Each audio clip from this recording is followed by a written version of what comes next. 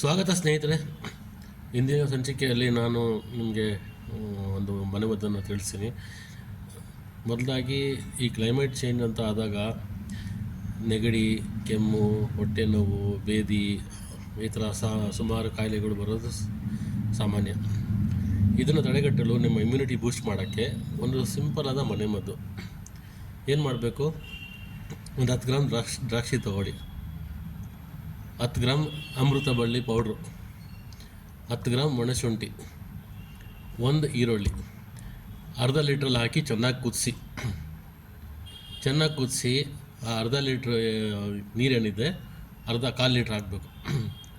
ಕಾಲು litre ಆದಾಗ ಅದಕ್ಕೆ 4 gram ಹಿಪ್ಲಿ powder, ಅದನ್ನು ಪಿಪ್ಪಿಲಿ ಅಂತಲೂ ಕರೀತಾರೆ ಹಿಂದಿಯಲ್ಲಿ, ಆ ಪೌಡ್ರ್ ಹಾಕಿ 125 ml ಬೆಳಿಗ್ಗೆ, 125 ml ಸಂಜೆ.